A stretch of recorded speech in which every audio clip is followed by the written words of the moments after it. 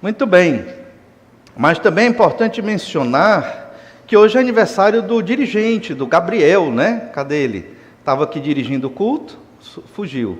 Mas hoje é aniversário do Gabriel. Aí está ali, aniversário do Gabriel, fazendo aí os seus 21? É um ancião. Mas graças a Deus, Gabriel, pela sua vida, que Deus esteja abençoando. E também, quem? O Davi também? Muito bem, Davi, eu não vou perguntar a idade, porque senão já fica feio. Brincadeira, Davi.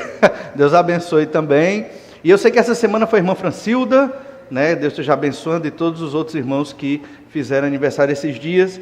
Estamos estudando sobre o primeiro grande mandamento, que é ter somente um Deus, o único Deus. E esse mandamento, lá em Deuteronômio capítulo 5, trata exatamente da singularidade de Deus. Só existe Ele, não tem outro Deus. Esse mandamento trata da unicidade de Deus. Deus, Ele é único, Ele é exclusivo, e você deve somente adorar a Deus. Qual o pecado de quebrar o primeiro grande mandamento? É o pecado da idolatria. Sempre quando tiramos Deus desse lugar de singularidade, unicidade, exclusividade da nossa vida, estamos quebrando o primeiro e grande mandamento, que é exatamente o mandamento que trata sobre Deus ser exclusivo. E nós temos estudado esse mandamento para que você não entenda que ele só está lá, né? Em Deuteronômio capítulo 5, verso 7, diz assim: não terás outros deuses diante de ti, para que você não ache que só está aqui. Também está lá em Êxodo 20, mas está em toda a Bíblia. E nós queremos continuar esta meditação observando alguns desdobramentos do primeiro mandamento no Antigo Testamento ainda. Depois nós vamos ver esse mandamento no Novo Testamento.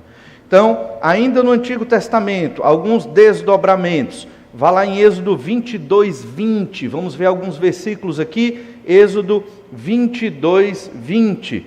E aqui nós observamos que sacrificar aos ídolos, e não somente a Deus, leva à destruição. Êxodo 22, 20 diz assim: quem sacrificar aos deuses, e não somente ao Senhor, será destruído. Isso aqui é uma quebra do primeiro grande mandamento, porque a idolatria significa que você não tem somente um único Deus. Você agora tem outros deuses na sua vida, deuses que não existem, deuses falsos, mas você os constituiu como deuses na sua vida. Então, é muito claro, Êxodo 22, 20, e aqui já é um desdobramento do primeiro grande mandamento. Lendo de novo: quem sacrificará aos deuses, e não somente ao Senhor, será destruído. Então, se você, hoje na modernidade, tem atitudes de adoração, atitudes religiosas e de devoção a qualquer coisa ou pessoa, você está sendo um idólatra. Isso acontece muito com atrizes, atores que as pessoas, né, idolatram, jogadores de futebol, que são os modelos da vida de alguns jovens, mais do que Jesus, entende? Ou qualquer outra personalidade, pode ser acadêmica, pode ser um escritor, pode ser um filósofo, não interessa. Se qualquer pessoa ou coisa está no lugar de Deus, Pai, Filho e Espírito Santo na sua vida, você é um idólatra. Mesmo não tendo uma estátua, uma imagem de escultura, você se torna um idólatra. E esse princípio vale até hoje. Se você sacrifica, ou seja, adora outros deuses, você vai ser destruído. Lá em Êxodo 23, 13, olha aí outro desdobramento do primeiro grande mandamento em Êxodo 23, 13. Não devemos nos lembrar nem do nome de outros deuses, nem usá-lo em nossa boca. É tão séria a idolatria que você não deve nem lembrar o nome de outro Deus. Você não deve falar o nome de outro Deus. Olha Êxodo 23, 13. Em tudo que vos tenho dito, andai apercebidos. Do nome de outros deuses, nem vos lembreis, nem se ouça de vossa boca. Baal, não era nem para falar. percebe a seriedade de você pronunciar o nome de outro Deus. Aí vivemos na modernidade. Aí os crentes de hoje, eles ficam meio que flertando com a idolatria, quando estão participando de atividades que se assemelham à adoração a Deus. Entende? Então temos que ter muito cuidado. Não estou dizendo que hoje você não possa, falar o nome de outra divindade que não existe, né? Em Israel isso era seríssimo. Estamos na igreja, tudo bem. Mas às vezes os crentes estão na igreja cultuando a Deus, depois vão para um show, por exemplo, de um cantor qualquer. E aí? Será que isso vira idolatria ou não? Aí eu vou deixar para cada um julgar como você achar que deve. Mas lembre-se que as pessoas que não são crentes, que vão para essas atividades, elas quase que idolatram estas personalidades. Cantores, atores ou atrizes ou cantoras, artistas de modo geral, entende? Então isso não deixa de ser uma expressão de idolatria dos tempos modernos. Lembre que na antiguidade a idolatria não era só sacrificar um animal. A idolatria envolvia cânticos, danças, orgias sexuais, bebedeira e glutonaria. Todos esses elementos estavam envolvidos nas idolatrias, desde o período de antes de Moisés até o período greco-romano.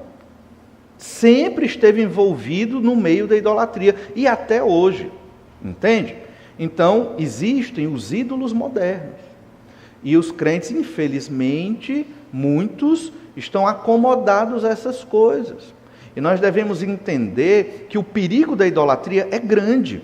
A quebra do primeiro mandamento, ela é terrível. Então nós devemos nos policiar. E esse texto de Êxodo 23:13 fala exatamente disso. Não mencione nem o nome de outro Deus. Não saia da vossa boca. Aplica isso a hoje. Significa o quê? Fuja, corra longe de qualquer forma de idolatria.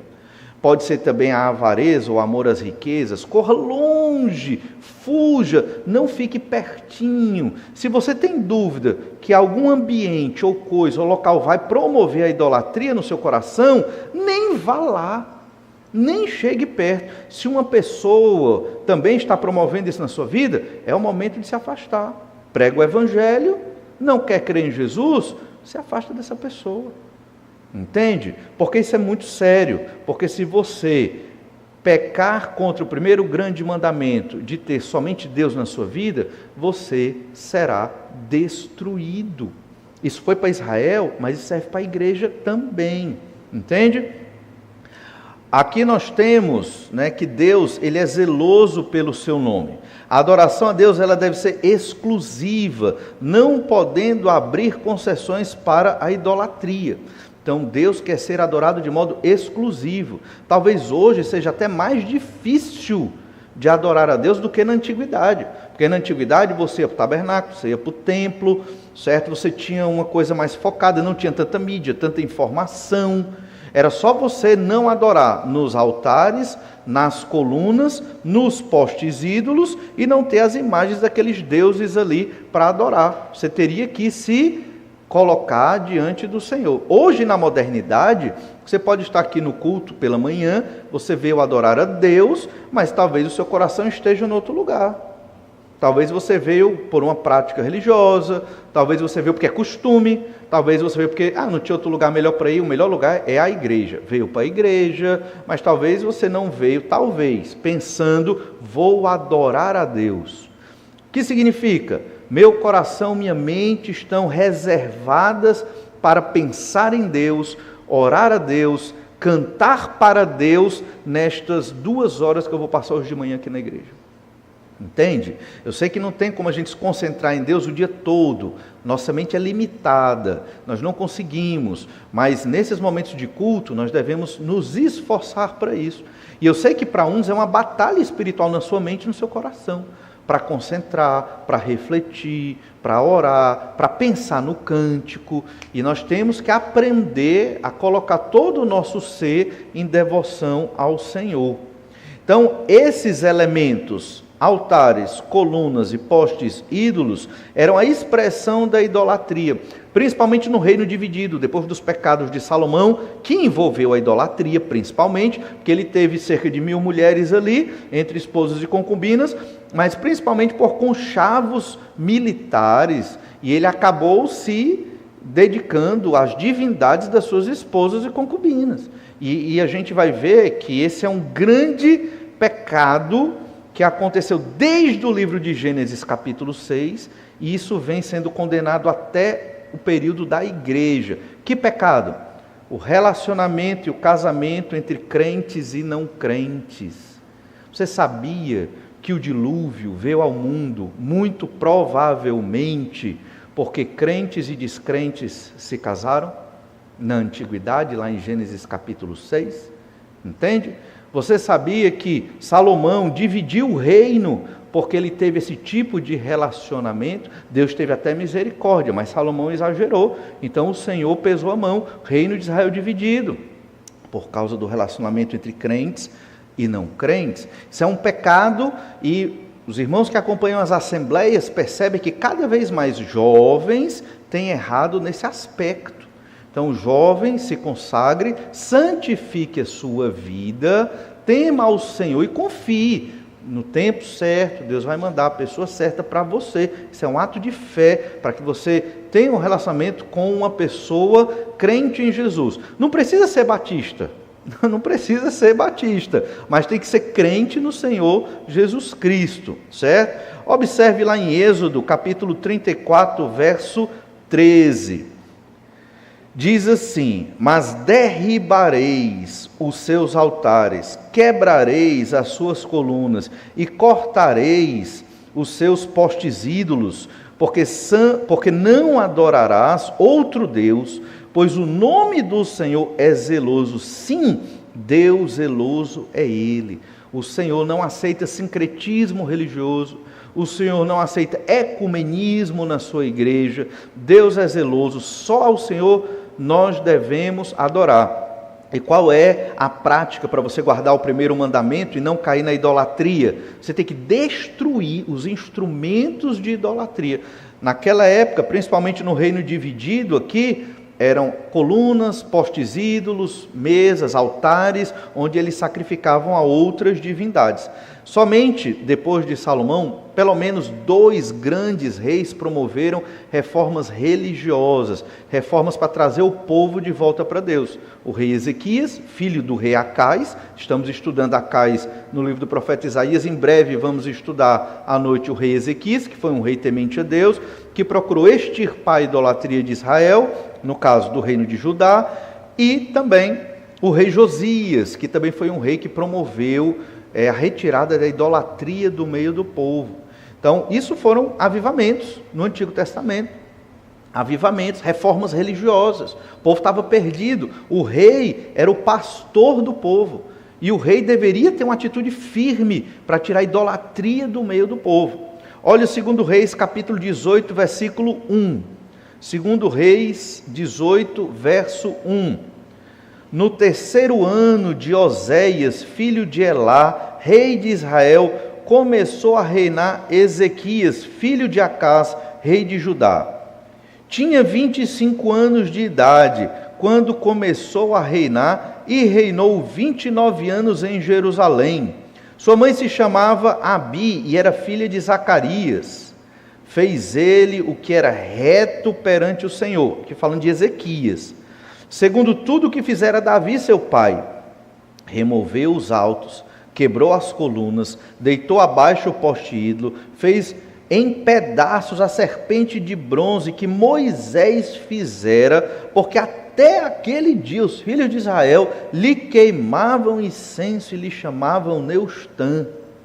Irmãos, essa imagem da serpente de bronze, Neustã é o nome hebraico para bronze, ela foi feita lá por volta do século XV a.C.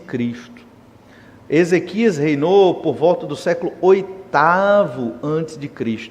Em média, nós temos aí 700 anos de idolatria àquela imagem. Vamos botar uns 600, né? Porque não foi imediatamente a idolatria. É por isso que nas nossas igrejas não temos imagens de qualquer forma, né? Exatamente para não promover nenhum tipo de idolatria. Não, pastor, mas nós somos uma igreja madura, não vamos cair nesse erro. Nós não, mas e os outros que vierem? Será que vão ou não? E é por isso que evitamos, não é um pecado ter uma representação, uma figura, uma pintura de um cenário bíblico, até bonito, quem sabe um dia coloquemos, mas evitamos exatamente por conta dessas questões.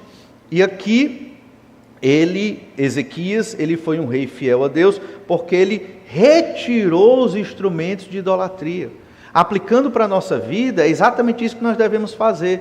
O que se torna um Deus na sua vida, além do Senhor, nosso Deus? Aquilo você tem que retirar da sua vida. Não tem negociação. Ah, mas é devagarzinho, eu vou tirando devagarzinho. Não vai tirando devagarzinho. Jesus ensinou isso, você tem que cortar aquilo que está impedindo você de servir mais fielmente ao Senhor, na sua adoração, devoção ao Senhor nosso Deus, cumprindo o primeiro grande mandamento. Então, essa serpente, todos esses instrumentos de idolatria, Ezequias, ele retirou do meio do povo e, obviamente, foi ensinado ali. Também foi celebrada a Páscoa, que há muito não estava sendo celebrada. Lembra que a Páscoa, para Israel, é o equivalente à ceia do Senhor para a igreja. Então, a Páscoa falava do Messias, do Salvador prometido. Há muitos reis que não se celebrava a Páscoa. Celebrou-se em Ezequias, depois de Ezequias demorou mais alguns reis e só foi novamente celebrado em Josias. E depois não mais assim como nação, né? Olha o 2 Reis 22, verso 1. 2 Reis 22, 1. Falando de Josias. Tinha Josias 8 anos de idade, quando começou a reinar. E reinou 31 anos em Jerusalém. Sua mãe se chamava Gedida e era filha de Adaías, de Boscate. Fez ele o que era reto perante o Senhor, andou em todo o caminho de Davi seu pai, e não se desviou, nem para a direita, nem para a esquerda. 8 anos de idade. Uma criança, né? 8 anos de idade.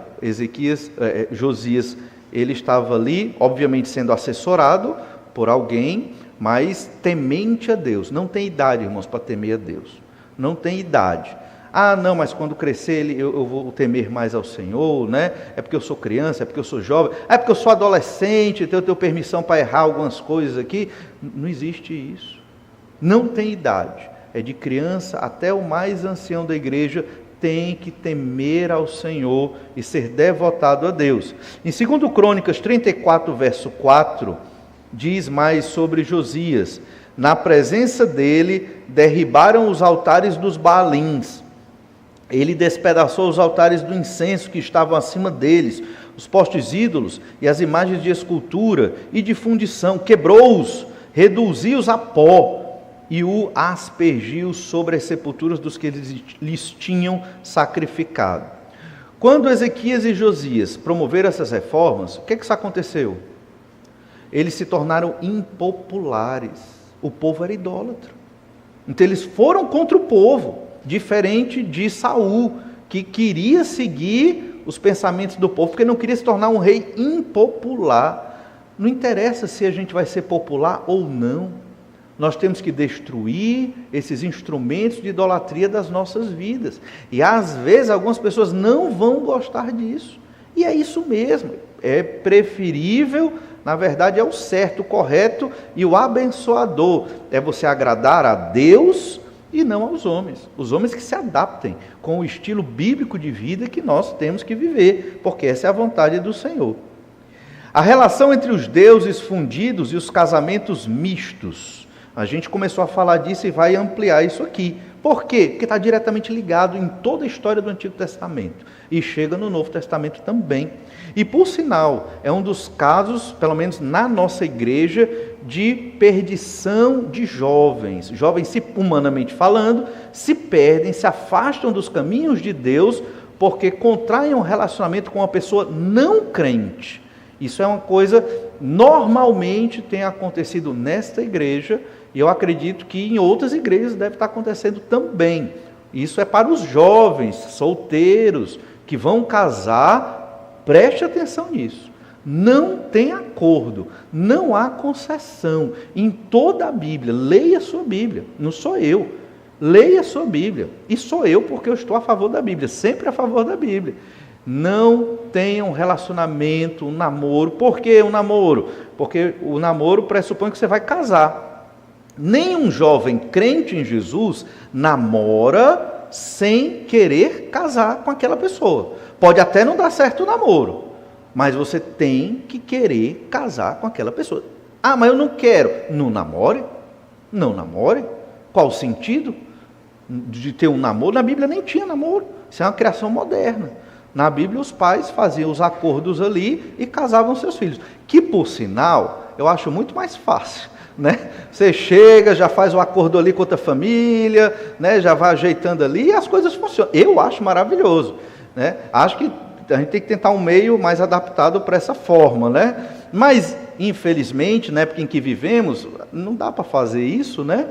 Mas dá para orar. Então, os pais orem e certamente a vontade de Deus vai ser realizada. O fato é que os casamentos entre crentes e não crentes sempre trouxeram problemas na Escritura. Do início ao fim, você vai ver esse tema se repetindo. Êxodo 34, verso 15, sobre os casamentos entre crentes e não crentes. Para que não faças aliança com os moradores da terra, não suceda que em se prostituindo eles com os deuses e lhes sacrificando, alguém te convide e comas dos seus sacrifícios. Tomes mulheres das suas filhas para os teus filhos e suas filhas, prostituindo-se com seus deuses, façam que também os teus filhos se prostituam com suas deusas. Não farás para ti deuses de fundição. Ele começa falando dos relacionamentos. Veja, Israel estava para entrar na terra de Canaã, a terra prometida, uma terra repleta de idólatras. E Israel ia retirar os idólatras de lá, que Deus mandou, é a promessa de Deus, ia morar nas casas desses povos, mas não podia se relacionar com as pessoas desses povos, no sentido de ter um casamento. Ah, mas a gente vê que Boaz casou com Ruth. Ah, mas a gente vê que houve outros casamentos assim, por exemplo, a própria Raabe, que era de Jericó, mas é diferente. Na lei de Moisés, em Êxodo, na verdade, até antes da lei, em Êxodo capítulo 12, há prescrição para que os estrangeiros participem da Páscoa.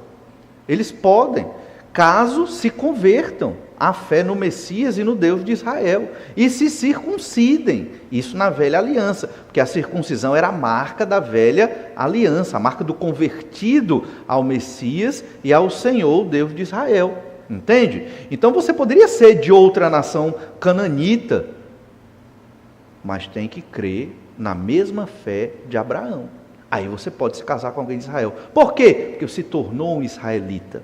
Na velha aliança, não se chamava cristão. Se chamava o quê? Israelita. Se você creu no Senhor, no Deus de Israel, na salvação do descendente, o Messias, você se torna um verdadeiro israelita, porque você tem a mesma fé do pai Abraão.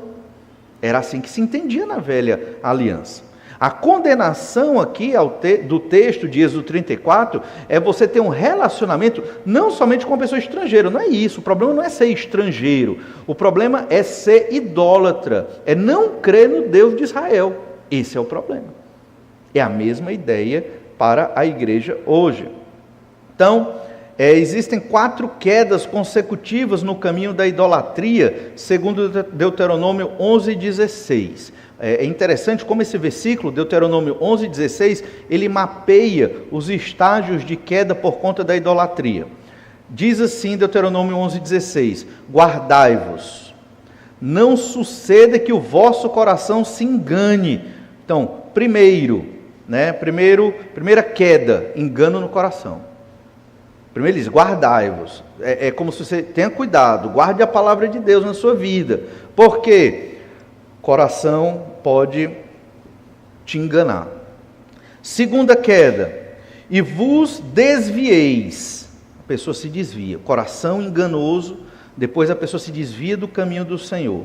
Terceira queda, e sirvais outros deuses. Aí a pessoa se torna um idólatra. E quarta queda, e vos prostreis perante eles. Aí você adora, você se prostra e adora. Então começa no coração. Veja que o pecado começa no coração, não começa no comportamento. O comportamento já é uma expressão do que está no coração. Às vezes, o crente, ele passa meses ou anos cultivando pecado no coração, de idolatria. Aí de repente, puf, caiu. Aí todo mundo fica assustado. O que foi que houve? Está aqui. Ele cultivou um pecado que não diz para ninguém. E em um dado momento, o que é que aconteceu? Se desviou do caminho do Senhor, mesmo vindo para a igreja, que pode ter crente desviado dentro da igreja, porque o coração não está transformado, vem porque é a religião dele, certo?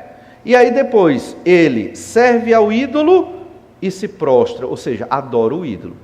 Então, são os estágios da queda, por conta de desobedecer o primeiro grande mandamento. Deus amaldiçoa as pessoas que não obedecem ao primeiro mandamento do Senhor. Não importa quem sejam, não importa a sua condição social, sua raça, o próprio povo de Israel, povo de propriedade exclusiva de Deus, povo particular de Deus. Deus fez um plano para formar aquele povo desde Abraão, Isaac, Jacó e Judá. E esse povo, ele foi punido pelo Senhor, porque ele quebrou o primeiro grande mandamento. Então Deus, ele não encobre os pecados do seu povo. Deus trata e Deus pune, porque ele é o justo juiz. Lá em Deuteronômio 11, 28, nós lemos ainda: a maldição, se não cumprirdes os mandamentos do Senhor vosso Deus, mas vos desviardes do caminho que hoje vos ordeno, para seguirdes outros deuses que não conhecestes. Então, a maldição é para quem quebra o primeiro grande mandamento e não tem somente Deus na sua vida. E um detalhe aqui, para nós que somos modernos, é entender o seguinte: o que é Deus, ter Deus como primeiro da minha vida, né? Ter somente Deus na nossa vida. Significa que Ele vai estar no topo da lista, da minha agenda de obrigações. Deus vai estar no topo da lista. Tudo que eu fizer é pensando, Deus gosta, Deus não gosta. Tudo. Do estilo do cabelo até o sapato que você vai usar. Deus gosta, e Deus se preocupa com isso. Deus é extremamente zeloso. Nós somos o templo do Espírito Santo de Deus. Você acha que Deus não se preocupa com isso? Deus infinito em sabedoria, em poder, detalhista em tudo da sua palavra. Você acha que Deus não se preocupa com isso? O fato é que todo dia temos que orar pela misericórdia de Deus, porque o Senhor derramou graça sobre nós, e às vezes nos achamos como crentes em Jesus, muito bons, muito justos, estou indo bem, sou um crentão. Não. Você tem que partir do pressuposto que estamos sempre devendo a Deus. E estamos. Então sempre comece pedindo misericórdia. A nossa fé e a nossa expressão de adoração, embora você não acredite, ela é ínfima diante da glória do Senhor. Nem arranhamos o que Deus merece na sua glória. Nem arranhamos. Chegamos nem perto. Entenda isso. Então é por isso que quando você vem adorar a Deus, você tem que se preparar e entregar o melhor que você pode. Se você faz isso, contrito, quebrantado de coração, entendendo o seu lugar, e eu entendendo o meu lugar, lugar de pecador redimido, o Senhor recebe pela misericórdia e graça dEle. Entenda isso. Mesmo salvos em Jesus, ainda precisamos aprender muito sobre o Senhor, de como nós vamos nos colocar diante de Deus. E o indivíduo moderno, nós vivemos nessa era moderna, somos muito irreflexivos, somos muito irreverentes. Não estou falando de a parte litúrgica em si, estou falando da sua mente e do seu coração. Mente e coração contritos para adorar o Senhor, no culto congregacional e no culto doméstico e no seu devocional. Lá em Êxodo 32, verso 7. Então disse o Senhor a Moisés: vai, desce, porque o teu povo que fizeste sair do Egito se corrompeu, e depressa se desviou do caminho que ele havia eu ordenado. Fez para si um bezerro fundido, e o adorou, e lhe sacrificou, e diz: são estes, ó Israel, os teus deuses, que te tiraram da terra do Egito. Êxodo 20, eles receberam a lei. A lei estava sendo dada a Moisés.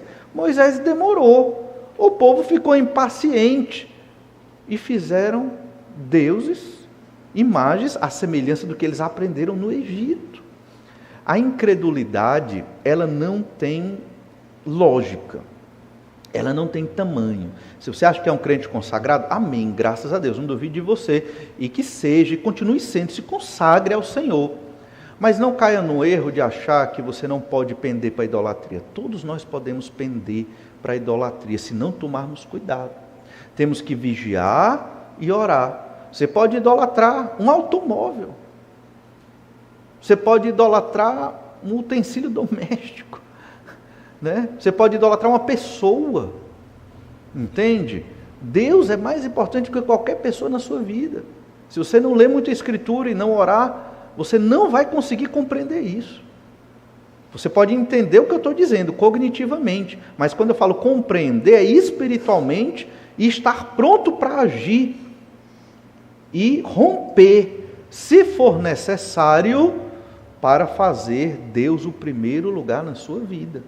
Não estou dizendo romper um casamento, isso não. Estou dizendo romper em alguns aspectos, né? De você ter que ser firme, de você ter que ser impopular na sua família, né? Porque você está querendo fazer valer a palavra do Senhor. Obviamente, no que se refere a ir contra a idolatria. Não estou falando aqui de coisas periféricas e de gosto e dessa ordem.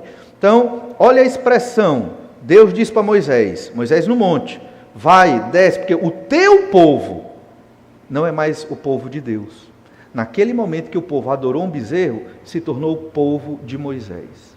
Não é mais o meu, porque o meu povo me adora.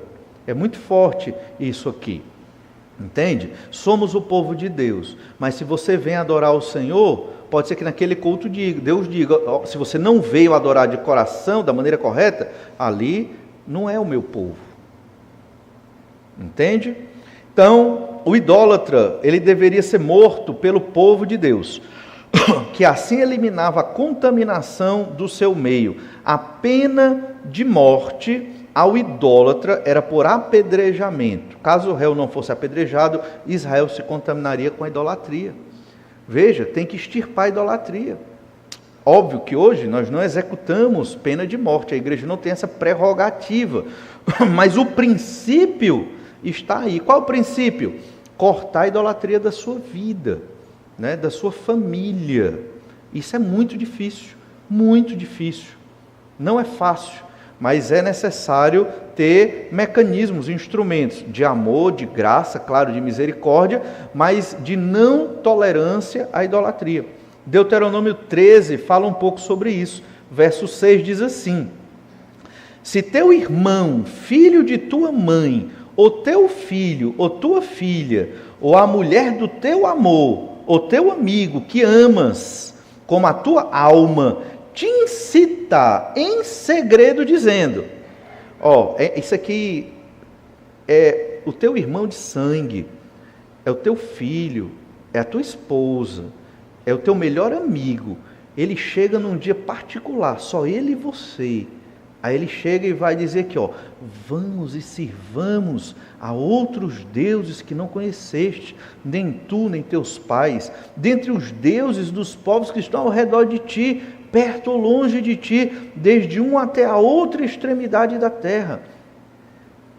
E a sedução aqui não é só mudar para outra prática religiosa, é porque o Deus de Israel exigia ordem, decência, casamento, família, entende? Os outros povos, com os seus ídolos, tinha a bebedeira, a orgia sexual, a falta de compromisso de família, certamente o homossexualismo e tantas outras coisas mais. Está tudo no pacote da idolatria. Por isso que isso era muito sedutor. Como hoje. Onde é que você encontra bebedeira, né? Pecados sexuais? Onde você encontra essas coisas? Se não em shows, em festas, nessas coisas mundanas, locais onde os crentes não devem estar, ou em bares, ou em situações assim. Isso é até óbvio dizer, mas é ali que se encontra o ambiente para esse tipo de pecado, para os adultérios. E isso é idolatria também. E aí Deus diz aqui: não concordarás com ele, nem o ouvirás, não olharás com piedade, não o pouparás, não o esconderás. Se o teu filho te incitou à idolatria naquela época de Israel, você tinha que pegar aquele filho e entregar o sacerdote para o apedrejamento. Não esconderás. Isso é Deus dizendo. Isso é para mostrar, irmãos, o tamanho do pecado que é quebrar o primeiro mandamento. É passível de pena de morte. A idolatria é passível de pena de morte em Israel. Isso serve para a igreja entender: eu não posso ser um idólatra. Deus tem que ser a pessoa mais importante da minha vida. E se as outras pessoas não quiserem comungar da fé que eu tenho no Senhor, eu vou só. Até um bom exemplo mínimo: se você está lá, o esposo e a esposa, preguiça de ir para a escola dominical, aí um dos dois, não vou escolher, um dos dois, o mais crente, vai dizer: eu vou, você fica aí dormindo que eu vou. Acabou-se. Ah, mas vai desunir o casal. Pois é, primeiro Deus, primeiro o Senhor. Óbvio que eu vou tentar chamar, vou ajudar, vou tentar, misericórdia, amor. Só que se a pessoa não quer, eu vou. Não tem esse negócio: ah, ele não foi, eu também enfraqueci. Não existe isso. Está jogando a culpa no outro. Entende? Isso serve para filhos, para todos os parentes da família. Entende? Isso é só um exemplo. Óbvio que às vezes a gente fala de escola dominical por uma questão ou outra. Não estou falando disso. Estou falando de uma prática recorrente de não querer vir adorar a Deus e aprender a palavra de Deus na igreja de Deus. Entende? Óbvio que a gente falta por uma viagem, por um motivo, por uma doença. É normal. Mas estou falando de uma prática recorrente que pode beirar algum tipo de idolatria que está prejudicando aquele casal ou aquela família. Aqui em Israel, veja, imagine você em Israel, você não podia esconder o seu filho, a sua esposa, você tinha que entregar. O que é que ia acontecer com ele? Verso 9: mas certamente o matarás, a tua mão será a primeira contra ele, para o matar, e depois a mão de todo o povo, apedrejá-lo-ás, até que morra, pois te procurou apartar do Senhor teu Deus, que te tirou da terra do Egito, da casa da servidão. E todo Israel ouvirá e temerá, e não se tornará a praticar maldade como esta no meio de ti. Agora, aqui entra nas entrelinhas uma verdade espiritual muito importante. Se eu tenho uma esposa, se eu tenho um filho que não quer temer ao Senhor e quer ir para a idolatria, o que é que eu vou fazer? Eu vou fazer de tudo para ensinar a palavra de Deus para esse menino, para essa menina, para essa esposa, porque eu não quero que ele morra. Entende?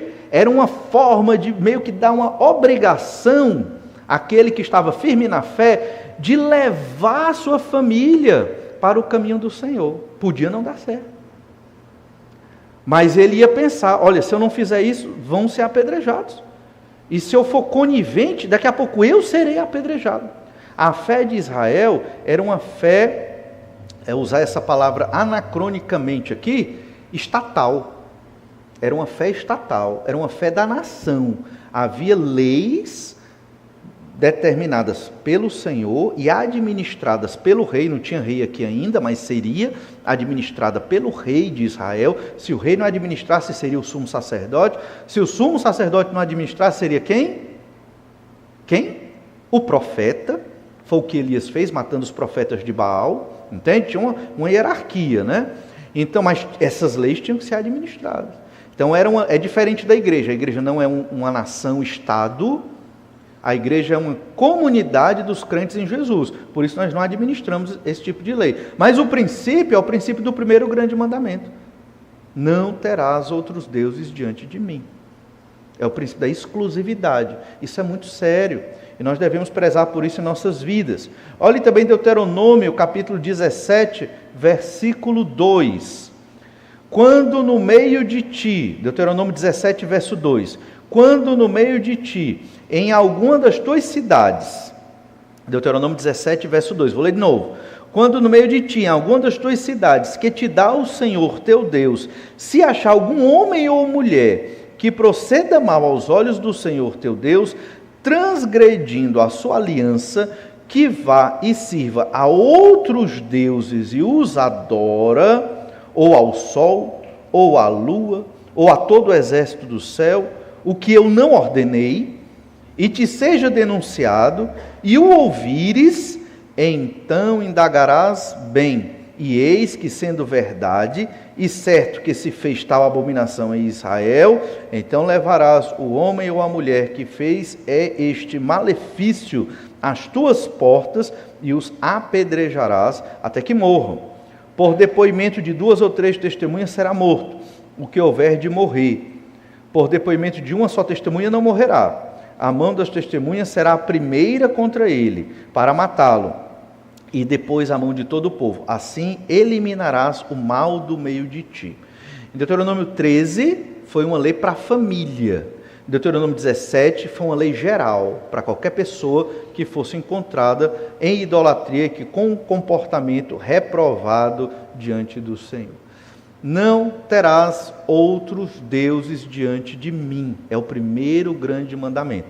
Continuaremos a observar em outro domingo, porque este mandamento, ele está perfazendo toda a Escritura. A gente não vai ver tudo, mas eu quero que você entenda essas repetições, para que isso fique gravado na sua mente e perceba, é isso que Deus quer, que nós mais dediquemos energia à nossa vida, é ter o Senhor nosso Deus como o nosso único Deus e Senhor. Vamos orar, pedir que o Senhor nos abençoe para vivermos assim. Obrigado, Pai amado, pela bênção de hoje. Obrigado, Senhor, porque o Senhor nos livrou das trevas do pecado, nos tirou de um reino de opressão e nos trouxe para um reino de luz, o reino do Senhor Jesus Cristo, na expressão da Tua igreja. Senhor, temos que Te agradecer todo dia por tão grande salvação e suplicamos a Ti que o Senhor nos dê a sabedoria, o entendimento para viver na prática este primeiro grande mandamento, que é certamente o mais importante aos olhos do Senhor. Capacita-nos, ó Deus, para que sejamos fiéis a Ti, mesmo sendo nós ainda pecadores. É o que Te pedimos em nome de Jesus. Amém. Deus lhe abençoe, lhe dê um bom almoço e até a noite às 18h30.